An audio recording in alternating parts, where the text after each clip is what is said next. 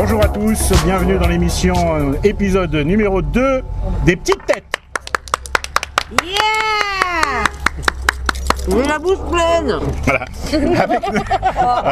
Avec nous aujourd'hui, la magnifique, l'exceptionnelle Alexandra. D'ailleurs, j'ai la bouche pleine. Bonjour, bonjour. Suzanne Maman. Dis bonjour, monsieur. Bonjour. Allez, encore la petite timide. L'excellentissime Sergio Mendes. Bonjour.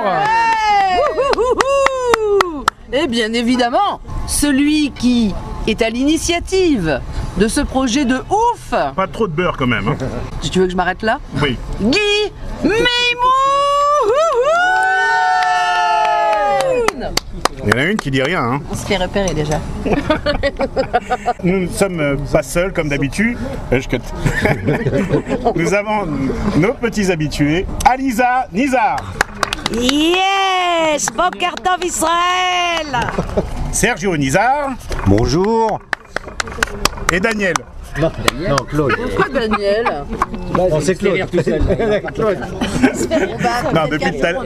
Alors, j'explique pour ceux qui ne connaissent pas. Depuis tout à l'heure, je l'appelle Daniel et il regarde derrière lui. Et Claude! Et Claude, on l'applaudit Alors, aussi. et on l'applaudit très fort, surtout qu'il n'y a que des richonnés autour de cette table. Riche noir. On est bien d'accord, c'est ce que je voulais dire. Voilà. Et nous sommes enfin deux de Batiam. Claude, merci beaucoup de venir me soutenir ici. Batiamim aujourd'hui. C'est un fléau, c'est une gangrène. C'est une gangrène. Ouais. Alors, Ils se reproduisent. Hein. dis donc, et on parle pas de Batiam en mal. Hein. Allez, on commence par une petite blague quand même pour histoire de se mettre dans l'ambiance. Qui démarre? Alors, Suzanne, non, parce qu'elle est en train d'étudier tout à l'heure, depuis tout à l'heure. Non, moi je fais. De quoi? Rien, tout va bien. Une petite blague? Allez, une petite blague. Une petite blagounette. C'est une petite fille qui sort de l'école et qui va voir sa mère et qui lui dit: Maman, demain, il faut absolument que je m'habille avec un habit traditionnel, c'est ce qu'elle a demandé la maîtresse. Et là, la femme se retourne vers le père en lui disant: Chérie, la petite elle a 12 ans, il va falloir qu'on lui achète tout de suite le manteau de fourrure. Bon, mignonnette. Là, on peut rappeler quand même. Mais oui, attends, eh oh. Allez, dans la foulée, une autre petite aussi. C'est un mec cagoulé avec une kalachnikov à la main qui rentre dans un bus. Pas ici en Israël, bien entendu en France. Et il gueule, celui qui bouge, je le bute. Au fond du bus, il y a un arabe qui se lève, qui dit: Putain, Rachid, tu m'as fait peur, j'ai cru que c'était le contrôleur. Est-ce qu'il y a des sujets d'actualité qui vous ont marqué cette semaine? Des choses qui vous ont fait réagir? Sergio, arrête de faire le timide. Non, rien? Non, je suis très occupé ces temps-ci, j'ai le temps de rien voir. Sur la 2. Ah. BDS sur la 2. Le BDS sur la 2, avec Pujadas qui a encore Exactement. frappé. Pujadas a encore frappé. Pujadas, ouais. Et toi, Tête de faux cul. ma belle Suzanne, la nitroglycérine, est-ce qu'il y a un sujet ici en Israël qui t'a... Non, je suis comme Sergio, j'ai pas eu le temps. Vous vous foutez de nous, hein, c'est pas possible. Ouais, il nous faut croire qu'il travaille. Il nous faut croire, ils disent: ouais, j'ai plein de choses à dire, et dès que ça s'enregistre, terminé, il n'y a plus personne. D'autant qu'elle a fait un cahier quand même. Elle a fait un cahier. Non. Les épisodes de Flash, tu te rends compte? Flash, lequel? Ce gars qui court plus vite que son ombre, là? Exact. Ouais. C'est la première saison? Ouais, Voilà. à la deuxième. Sergio Mendes, il a une vie de ouf. Ouais, Attends, effectivement. Flash, je ne sais même pas de quoi il parle. Alors, c'est pour ceux vrai qui ne le savent pas, Sergio Mendes est un motard. Un vrai. Il nous a mis une tête des morts aujourd'hui. Il a un petit côté Goldorak Dark Vador. Goldocrack. D'abord, d'ailleurs, c'est devenu Goldovador. Goldovador. Parlons sérieusement, allez. Est-ce que vous avez entendu parler de cette histoire de Noah, la chanteuse israélienne? Oui. Doit se produire le jour de l'indépendance d'Israël à Ils l'ont Vancouver. jeté. Vous avez entendu cette histoire? À Vancouver, et ça a été refusé? C'est pas que ça a été refusé, ça a été maintenu. Simplement, il y a 25 000 personnes de la communauté de Vancouver qui ont décidé de faire un événement alternatif pour contrer cette venue de Noah, en concurrence avec cette pseudo-chanteuse. Moi je le dis, hein, moi j'ai pas peur. Hein. Voilà, pourquoi? Parce que elle soutient ouvertement dans son site Facebook, qui est en anglais et en hébreu, des mouvements tels que BDS. Exact. Hein? Oui, c'est vrai que malheureusement, c'est une personne effectivement très portée à gauche, malgré son talent, parce qu'on peut pas lui enlever. Non, elle chante bien, on peut pas lui On enlever. peut pas lui enlever. C'est même pas une question de gauche, c'est une question que c'est son pays et qu'elle doit respecter ça. Oui, je suis d'accord, mais c'est à nouveau la problématique de ce pays, encore une fois. On le disait la semaine dernière, trop de démocratie tue la démocratie. Et on en revient justement encore à BDS avec ce reportage sur France 2 qui était juste inadmissible quand même. À vomir. Une toute petite phrase à la fin qui explique quand même que le boycott est juste illégal en France et dans quasiment tous les pays du monde. Et ça a été une vague petite phrase à la fin d'un reportage de 4 minutes autour du BDS, c'est scandaleux. Je n'étais pas au courant de cette histoire de Noah, mais en même temps ça va mal au Canada pour les Juifs. Hein. Ça va pas aller de mieux en mieux avec ce qui est en train de se passer au Canada. Je pense que c'est dans le monde entier, c'est pas qu'au Canada. Hein. C'est vrai. Je pense que même aux États-Unis, il y a eu un jeune qui s'est fait poignarder dans le dos. Ouais. Je crois que c'était à New York, hein, c'est ça. Voilà. Il portait la kippa. 11 ans. 11 ans. Alors, 11 ans. où est-ce qu'on va? Qu'est-ce que tu en penses, toi, Claude? Je suis pas prêt, vas-y. Je suis pas prêt. Il n'est pas prêt. Il n'est pas prêt. Il n'est pas prêt. Il est en train de prendre son souffle. On peut quand même aussi parler de bonnes nouvelles concernant Israël. C'est le rapport de l'OCDE. Au niveau économique, tout va bien, finalement, pour Israël. Les pronostics, on va dire économiques sur 2016 sont plutôt excellents. Bon, mais comme il y a toujours une bonne nouvelle, il y a souvent une mauvaise nouvelle qui arrive derrière. C'est-à-dire, oui, mais Israël se place... à coup de lance-pierre. Voilà, le problème, c'est qu'Israël se place avant-dernier pays le plus pauvre au monde, après le Mexique, en tout cas dans les pays faisant partie de les plus chers. un des pays les plus chers et un des pays les plus pauvres. C'est quand même paradoxal. C'est paradoxal. Un des pays les plus chers, avec le Japon. Oui, un des pays les plus chers. Et les prix vont continuer encore. Il va y avoir des hausses de TVA prochainement. Alors on pourrait parler un petit peu de ça, cette histoire de monopole qu'il y a en Israël, parce qu'il y a quand même, on va se faire des amis. Écoutez. Ah, on t'écoute. On va parler un petit peu de ça. Il y a quand même une espèce de monopole ici en Israël. Je pense que vous êtes tous d'accord. En ce qui concerne déjà les produits laitiers, en ce qui concerne les emplois, en ce qui concerne les diplômes. Et qu'est-ce qu'on peut faire contre ces monopoles justement qui minent tout ce qui pourrait aider? Ce sont des lobbies, c'est même plus des monopoles, ce sont des lobbies. C'est lobby, ouais. Du lobby, parce que paraît-il qu'il y aurait 4 familles qui monopolisent un petit peu tout ce qui se passe en Israël. Ouais, c'est ça ouais. Suzanne? Toi qui es là depuis longtemps, mais comment ça marche exactement? Comment ça se passe? Comment ça se passe à quel niveau? Il y a 4 grandes familles. Ouais. Strauss et Noah. Et puis voilà. Donc ils ont énormément d'argent. Ça veut dire une liberté totale sur les prix? Pas une liberté totale, mais ils ont le monopole. Ils n'ont pas de concurrence, quoi. En gros, c'est ça. Hein, ils éliminent. Ils sont à 4, déjà il y a... Oui, mais ils se sont partagés le gâteau. Ils se mettent d'accord. Voilà, ils se partagent le gâteau et ils ont chacun leur lobby quelque part. Parce que si vous ne le savez pas, vous qui ne vivez pas en Israël, manger du fromage ou surtout des yaourts, c'est hors de prix. Oui. Exactement. C'est hors de prix. Une famille avec des enfants, s'ils veulent donner des produits laitiers à leurs enfants, faut être riche, quoi. Sauf que cette semaine, cette semaine, nous avons eu le droit. Alors, parlons-en. Supersal, qui a fait une semaine spéciale française, produits français, nous avons eu droit à du camembert, à du Saint-Moré, à du Chavroux. Il y a eu du boursin. Nous n'avons pas boycotté les produits français. Nous n'avons pas Du Chavroux. Du Chavroux. Nous n'avons pas boycotté les produits français. Il y avait du boursin. Il y avait du boursin. Moi, je vous conseille d'aller avec Alexandra et Guy dans les Supersal. Dans les supermarchés. C'est vrai qu'on passe nos soirées à aller dans les Supersal. Hein. Oui, on a fait tous les Supersal de la région. On passe pas inaperçu. Hein. Voilà, à chercher nos produits français. Il commence à chanter le karaoké. C'est vrai. Il commence à parler en français à des gens qui ne parlent pas un mot, qui ne comprennent pas. Il faut dire aussi que dans les magasins Supersal, il y avait, donc, puisque c'était la semaine française, ils nous ont sorti l'accordéon. Il y avait de l'accordéon, on a entendu du Dalida, du Jodassin. Et voilà, donc on a chanté à tue-tête. Il y avait du Edith Piaf. D'ailleurs, il y a un article qui est sorti ce matin. Vraiment, Supersal se félicite de cette opération parce qu'elle a cartonné. Ouais. Non pas uniquement auprès des francophones, mais auprès de tous les Israéliens. Donc ils espèrent peut-être continuer à importer. Alors maintenant, attention, c'est qu'on dit continuer à importer, mais je ne sais pas si vous savez combien on a payé ces fromages, faut pas déconner non plus. C'était 20 shekels le camembert. Non, 15 shekels. 15 shekels. 20 shekels le brie. 20 shekels le brie, 20 shekels le Saint-Moré. C'est pas cher. Comment ça, c'est pas cher? Cher ici, tu achètes du brie à la camembert et brie. Attendez, vous parlez tous en même temps, ça va pas. C'est 100 shekels le kilo. 100 shekels. 19 shekels et la petite boîte comme ça, c'est cher quand même. J'ai payé, des petites boîtes de rien. Excusez-moi, mais le beurre président, 200 grammes, hein, pas 250 grammes, mais 200 grammes, 14 shekels, c'est cher. Non, mais là, ils l'ont fait. Moi, je suis pour que Lidl s'implante en Israël. Ah oui, je suis d'accord. En attendant, ma sœur hier m'a envoyé une vidéo de chez Cofix, Super Cofix, de Khader Pradera. Ouais. Honnêtement, nous qui avons l'habitude de consommer du beurre, un très bon beurre venant de Belgique, elle m'a envoyé, donc on a l'habitude de le payer dans les 8 shekels, elle me l'a envoyé, tous les articles sont à 5 shekels, véridique. C'est 40%, y compris le saumon, y compris ce beurre qui vaut 8 shekels, vous l'achetez 5 shekels, c'est du 40% de remise, c'est énorme. Et moi je bénis ce mec qui a Cofixé. Ouais, voilà. Ce mec qui a produit, C'est d'une raffinerie. Qui a lancé le concept Cofix, des petites supérettes, des petites cafétérias, et maintenant du super Cofix. Honnêtement, pour ceux qui ne connaissent moi je le bénis parce que justement, comme vous disiez avant, avec la hausse des prix et ça ne va pas cesser d'augmenter.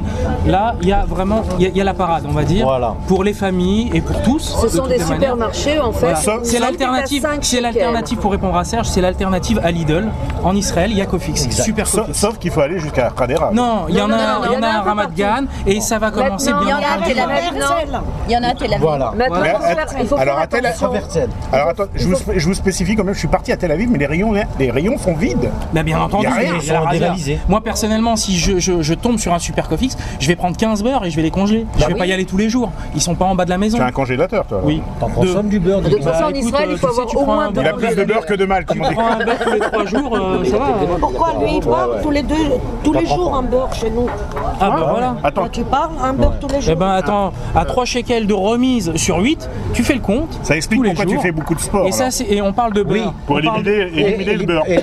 On parle du beurre, mais on pourrait parler de tout le reste, des céréales, de tout. Alors même qu'on ait déjà entendu que sur certaines qualités, les quantités sont moindres, ça vaut toujours le coup. J'assure que ça vaut toujours le coup. À l'équivalence de 1,20 € l'article. Parce que j'ai besoin de comprendre, surtout vous, Israéliens, qui êtes là depuis plus longtemps que moi, parce que moi ça fait juste une petite année, comment on explique, parce que j'ai pas l'impression que ça se passe comme ça dans les supermarchés en France, comment on peut expliquer une telle différence de prix entre Supersal, Superdosh, enfin toutes les grandes marques Mega, etc. Quand on va ou Hetzirina, Marichon, quand on va d'un supermarché à un autre, il y a des différences de prix qui sont juste énormes sur le même produit.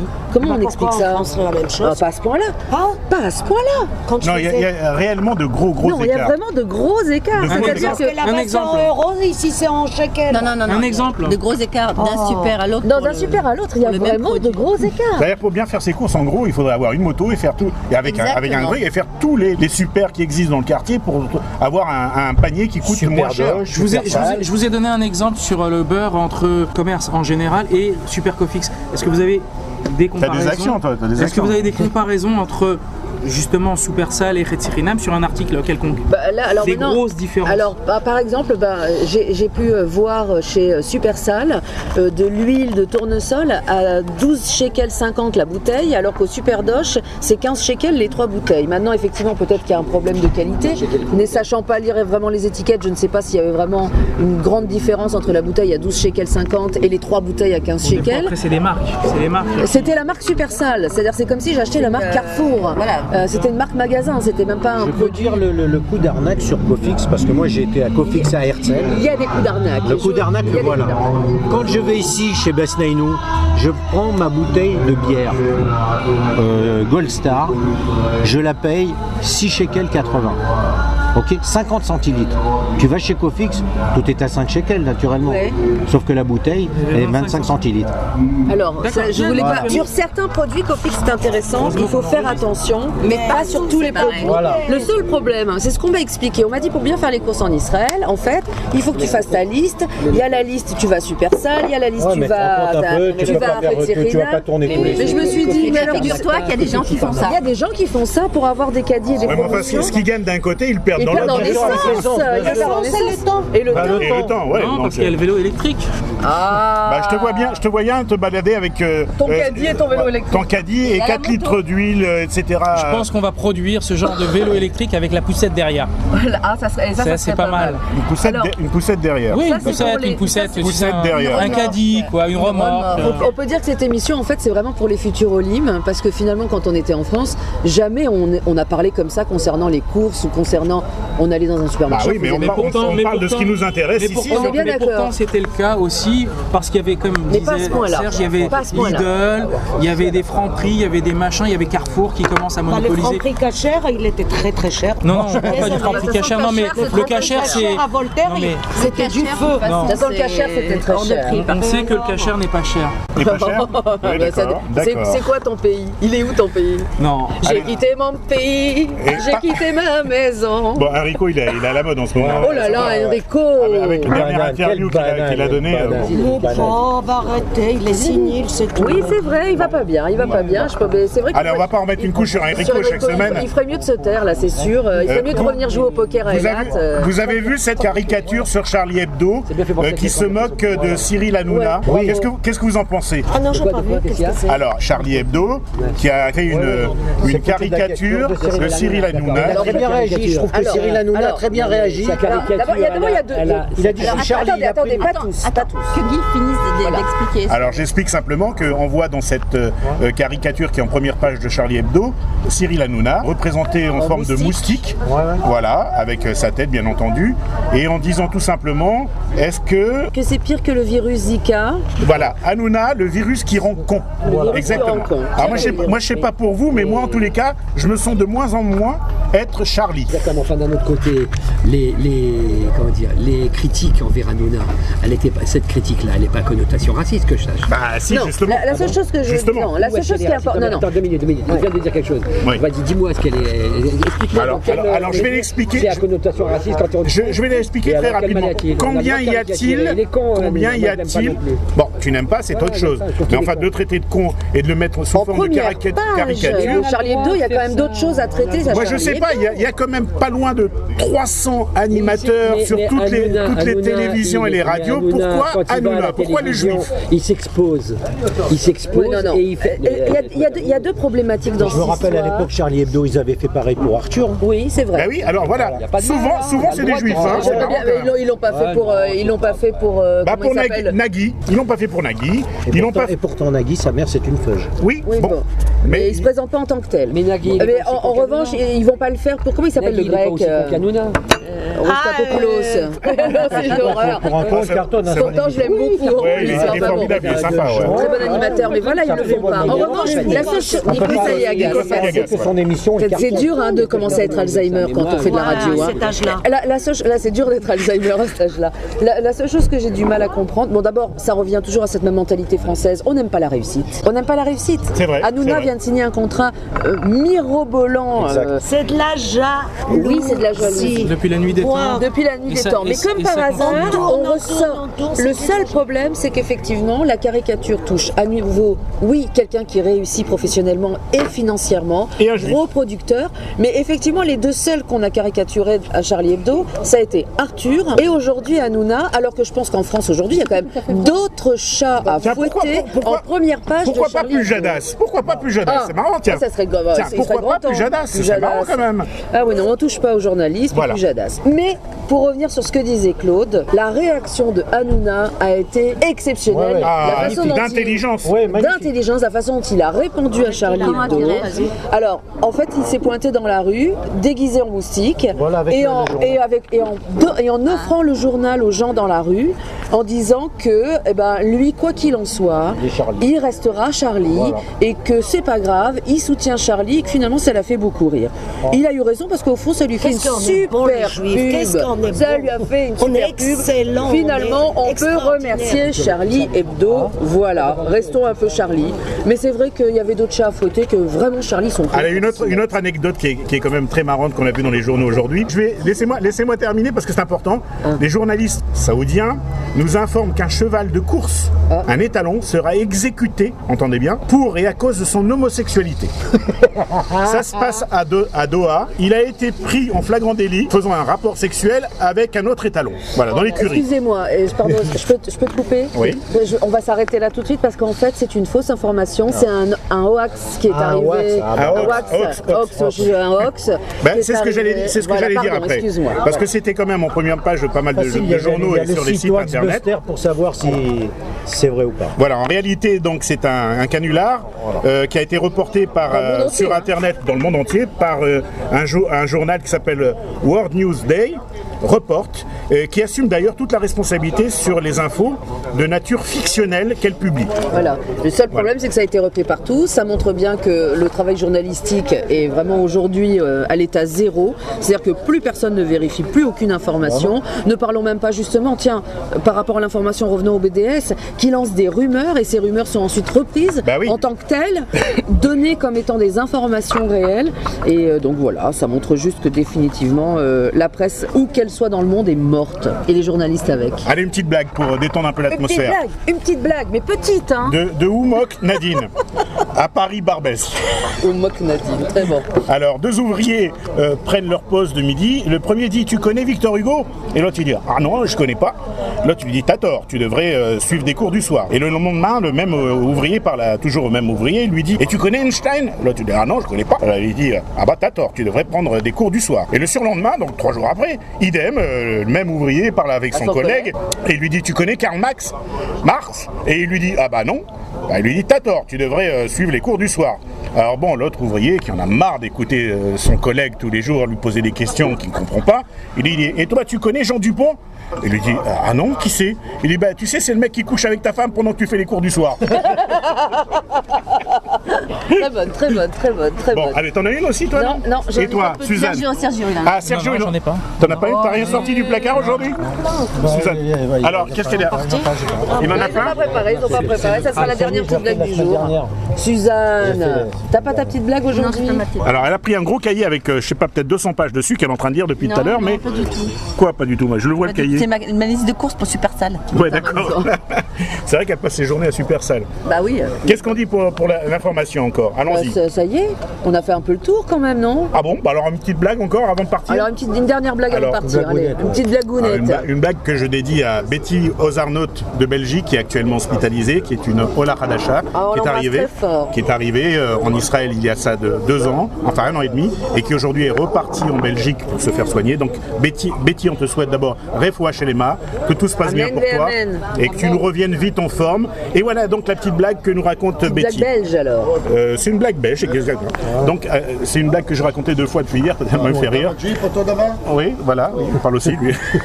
C'est Moshe, un acteur juif qui est complètement déprimé, qui est prêt à prendre n'importe quel boulot pour avoir un peu d'argent parce qu'il n'a pas de quoi manger. Et donc il trouve une petite annonce, et dans la petite annonce il y a marqué recherchons comédien pour jouer le rôle d'un singe. Ah oui, il est super content, il se dit ah bah attends, je vais jouer dans un film de Tarzan, un truc comme ça. Mais en fin de compte, il va se présenter à cette place et il arrive dans un zoo. Celui qui va l'embaucher, c'est le directeur du zoo qui lui explique par la force des choses et la réduction budgétaire, ils sont obligés d'engager des acteurs, un comédien pour jouer le rôle du gorille, parce que voilà, pour jouer le rôle d'un gorille, parce que malheureusement ils ne peuvent pas importer un gorille, ça coûte trop cher, etc., etc. Alors Moshe, il réfléchit, puis il se dit bon, j'ai besoin de manger, etc. Et il accepte le rôle. Et donc il lui donne une combinaison, donc il est habillé en singe, et puis il va dans l'espace réservé aux singes, et il commence à bouger, et il commence à avoir un certain succès quand même par rapport à tous les gens qui sont là, qui lui envoient des cacahuètes, etc.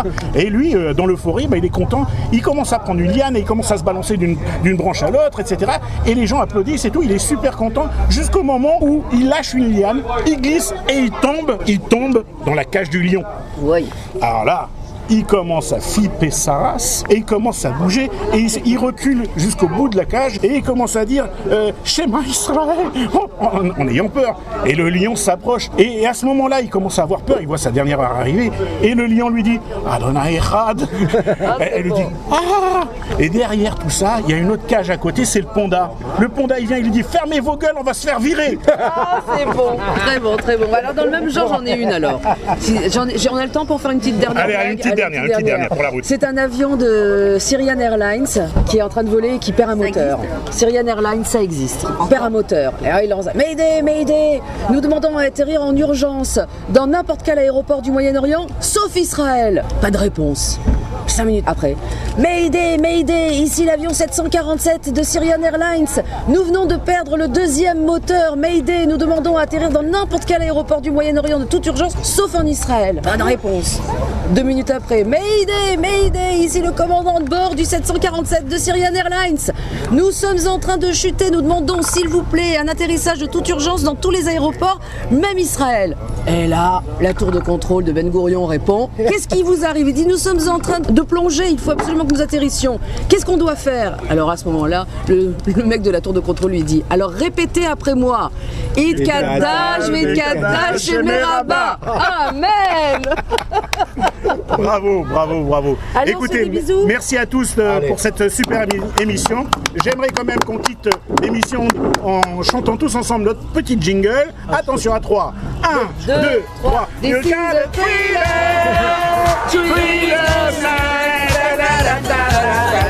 À la prochaine. Allez, bye bye bye bye. Ça serait bien qu'on apprenne les paroles. Ouais, quand même un jour. Ouais, bon. Allez, bye bye, Shabbat Shalom. Bye, Shabbat Shalom. Shabbat shalom, Shabbat shalom. Shabbat shalom. Shabbat shalom. Shabbat Shalom à tous.